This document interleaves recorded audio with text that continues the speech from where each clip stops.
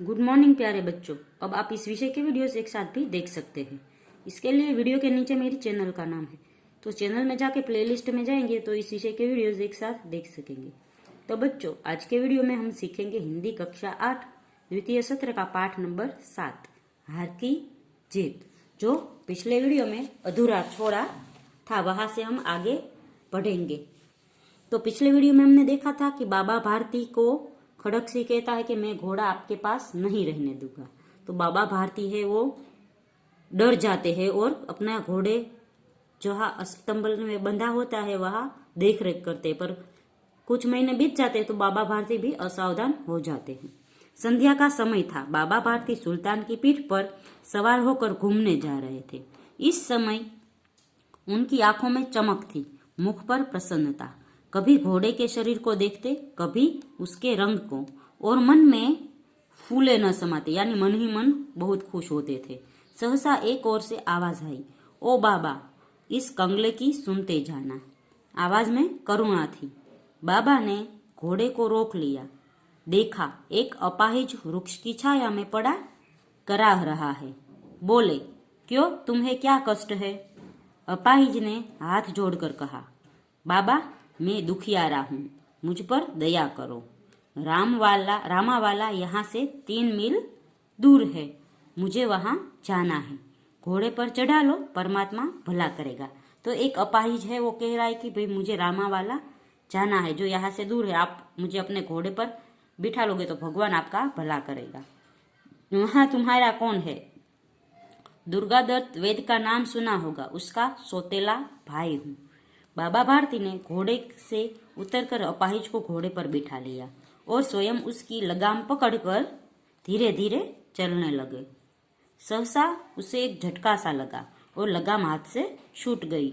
उनके आश्चर्य का ठिकाना न रहा।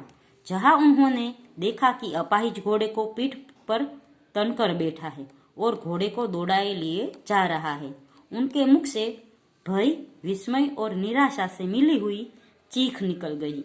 वह अपाहिज डाकू खड़गसिंह था।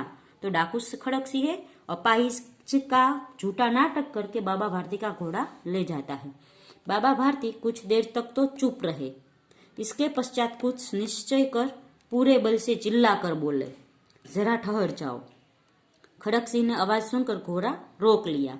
उसकी गर्दन पर प्यार से हाथ फेरते हुए कहा, बाबा, यह घोड़ा मैं अब न दूंगा,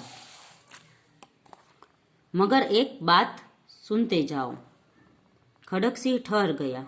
बाबा भारती ने निकट जाकर कहा और ऐसी आंखों से देखा जैसे बकरा कसाई की ओर देखता है। फिर कहा, यह घोड़ा तुम्हारा हो चुका, मैं तुमसे इसे वापस करने के लिए नहीं कहूंगा, परंतु खड़गसिंह, केवल एक प्रार्थना करता हूँ, उसे अस्वीकार न करना, नहीं तो मेरा दिल टूट जाएगा। बाबा जी, आज्ञा कीजिए, मैं आपका दास हूँ, केवल घोड़ा न दूंगा। खड़गसिंह कहता है कि मैं ये घोड़ा नहीं दूंगा, बाकी सब आपके काम कर दूंगा। अब घोड़े का नाम न लो, मैं तुमसे इसके विषय में कुछ न कहूंगा। मेरी प्रार्थना केवल यह है कि इस घटना को किसी के सामने प्रकट न करना। खड़गसिंह का मुंह आश्चर्य से खुला रह गया। उसका विचार था कि उसे घोड़े को लेकर यहाँ से भागना पड़ेगा, परंतु बाबा भारती ने स्वयं उससे कहा, इस घटना को किसी के सामने प्रकट न करना। इससे क्या प्रयोजन सिद्ध हो सकता है? खड़गसिंह ने बहुत सोचा, बहुत सिर मारा यानी बहुत सोचा, बहुत विचार किया, परंतु खड़गसिंह को यह मालूम न पड़ा कि बाबा भारती ऐसा क्यों करते हैं। परंतु कुछ समझ न आया। हार कर उसने अपनी आंखें बाबा भारती के चेहरे पर गड़ा दी और पूछा, बाबा जी, इससे आपको क्या डर है? तो सुनकर बाबा भारती ने उत्तर दिया, लोगों को अगर इस घटना का पता चल गया तो वे किसी गरीब पर विश्वास न करेंगे। यह कहते कहते उन्होंने सुल्तान की ओर से इस तरह मुंह मोड़ लिया जैसे उनका कोई संबंधी ही ना हो। तो बाबा भारती ने कहा कि तुमने जैसे मेरे कपट से मेरा घोड़ा लिया है, ऐसा तू दूसरों के कहना मत, क्योंकि अगर तुम कहोगे तो कोई है वो गरीब अपाहिज पर भरोसा नहीं करेगा। बाबा भारती चले गए, परंतु उनके शब्द खड़गसिंह के कानों में उसी प्रकार गूंज रहे थे। सोचता था कैसे उच्च विचार है, पवित्र भाव है। उन्हें इस घोड़े से प्रेम था। इसे देखकर उनका मुख भी फूल की नहीं खिल जाता था। कहते थे इसके बिना मैं न रह सकूंगा। इसकी रखवाली में वे रात दिन सोए नहीं, भजन भक्ति न कर रखवाली करते रहे, परंतु आज उनके मुख पर दुख की रेखा तक नहीं दिखाई पड़ती थी। उन्हें केवल यह ख्याल था कि कहीं लोग गरीबों पर विश्वास करना न छोड़ दें। ऐसा मनुष्य मनुष्य नहीं देवता है। रात्रि के अंधकार में खड़क सिंह बाबा भारती के मंदिर में पहुंचा। चारों ओर सन्नाटा था। आकाश में तारे टिमटिमा रहे थे। थोड़ी देर दूर पर गांवों के कुत्ते भौंक रहे थे। मंदिर के अंदर कोई शब्द सुनाई न देता था। खड़क सिंह सुल्तान की बाग पकड़े हुए था। वह धीरे धीरे अस्तंबल के फाटक पर पहुंचा। फाटक खुला पड़ा था। किसी समय वहां बाबा भारती स्वयं लाठी लेकर पहरा देते थे, परंतु आज उन्हें किसी चोरी किसी डाके का भय न था। खड़क सिंह ने आगे बढ़कर सुल्तान को उसके स्थान पर बांध दिया और बाहर निकलकर सावधानी से फाटक बंद कर दी। इस समय उसकी आंखों में नेकी के आंसू थे, यानी खड़क सिंह को पछतावा हुआ और उसने घोड़ा है वो बाबा भारती को वापस कर दिया। रात्रि का तीसरा पहर बीत चुका था। चौथा पहर आरंभ होते ही बाबा भारती ने अपनी कुटिया से बाहर निकलकर ठंडे जल में स्नान किया। उसके पश्चात इस प्रकार जैसे कोई स्वप्न में चल रहा हो, उनके पांव अस्तंबल की ओर चल पड़े।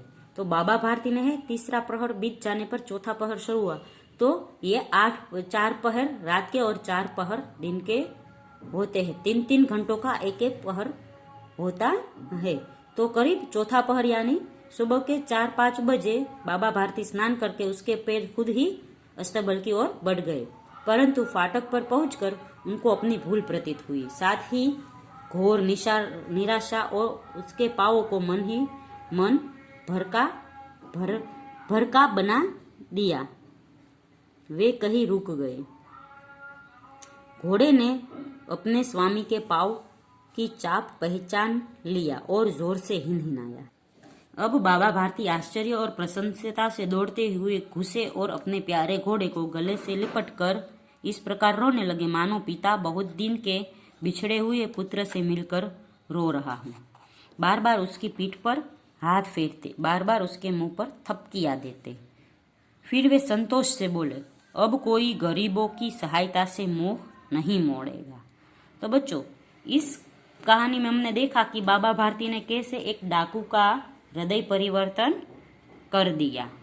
तो बच्चों, आज के वीडियो में हम यह सीखे, इतना सीखते हैं। अगले वीडियो में हम इस पाठ का स्वाध्याय और अभ्यास सीखेंगे।